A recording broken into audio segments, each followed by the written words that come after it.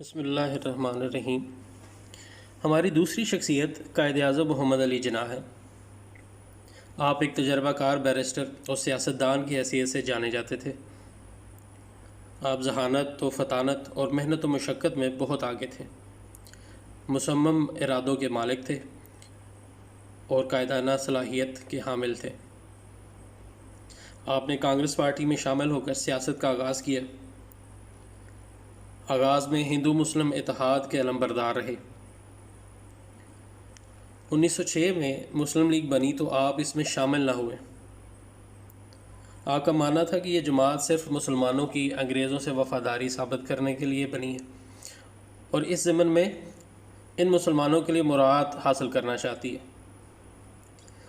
1913 میں مولانا محمد علی جوہر کے پرزور اصرار پر مسلم لیگ میں شامل ہو گئے، لیکن اس وقت بھی آپ ہندو مسلم اتحاد کے نظریے کے ہی حامی تھے۔ لیکن کانگریس کی وعدہ خلافیوں نے انہیں سوچنے پر مجبور کر دیا کہ اتحاد کی کوشش بے سود ہے، تو آپ نے 1920 میں کانگریس کی رکنیت چھوڑ دی۔ آپ نے مسلمانوں کی رہنمائی کو ہی اپنا نصب العین بنا لیا۔ علامہ اقبال نے مسلمانوں کو جو سوچ دی، آپ نے اس سوچ کو سیاسی تحریک میں بدل دیا۔ قائد اعظم اسلام اور مسلمانوں سے بے حد لگاؤ رکھتے تھے۔ وہ بارہا اپنی تقاریر میں اس بات کو بیان کرتے رہے کہ اسلام ہی مسلمانان ہند کی نجات کا واحد رستہ ہے۔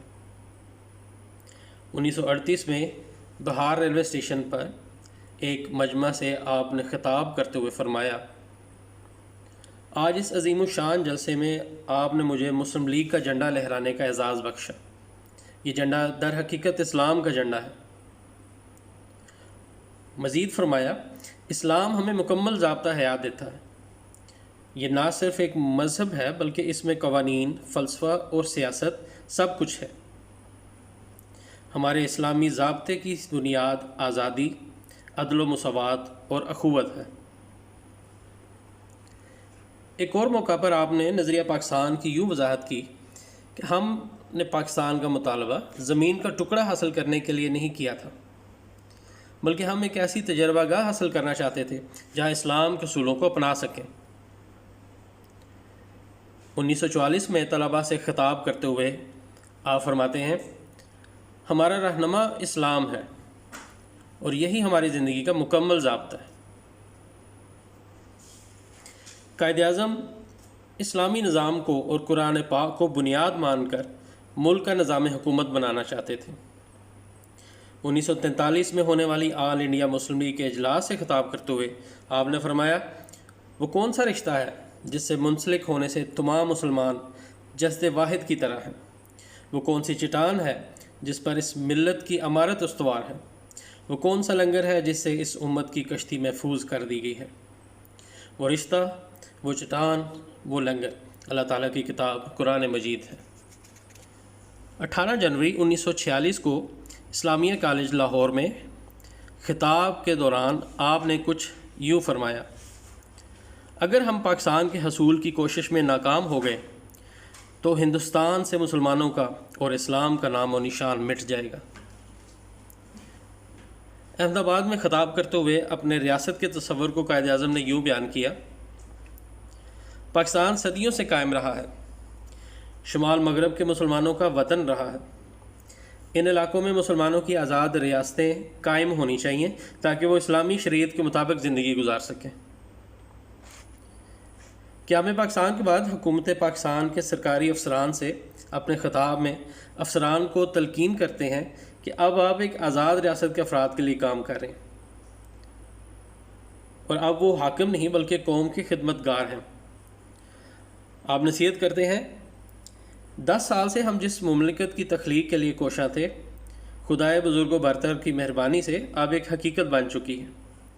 اب پاکستان کا مقصد ہمارے لیے اس کے سوا کچھ نہیں کہ ہم نے ایک ایسی ریاست بنائی ہے جس میں ہم آزاد فرد کی طرح رہ سکیں، اپنی تہذیب و ثقافت کو ترقی دے سکیں اور اسلام کے اجتماعی نظام عدل کے اصولوں پر عمل کر سکیں۔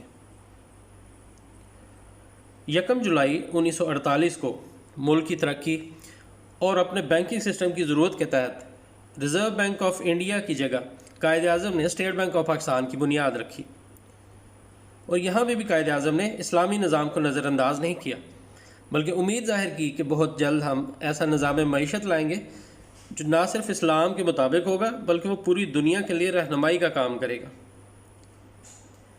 اس موقع پر آپ نے ملک کی معیشت کے بارے میں اپنا نظریہ یوں بیان کیا: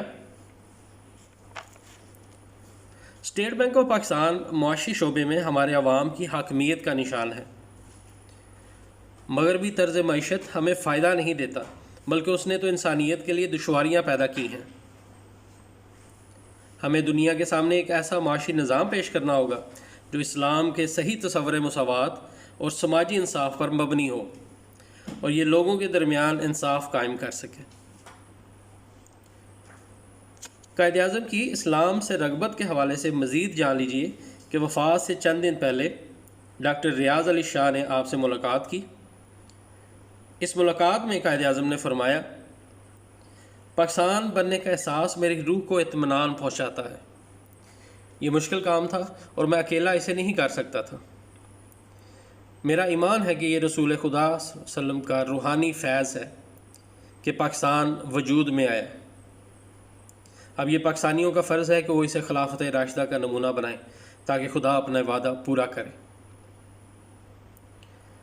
ان فرامین سے یہ بات واضح ہو جاتی ہے کہ قائد اعظم ایک ایسی مسلم ریاست قائم کرنا چاہتے تھے جہاں مسلمان اسلام کے صحیح تصور حیات پر زندگی بسر کر سکیں، ان کی ترقی اور معاشی خوشحالی میں کوئی رکاوٹ نہ ہو، ایسی ریاست جو اتحاد و یگانگت کا نمونہ ہو۔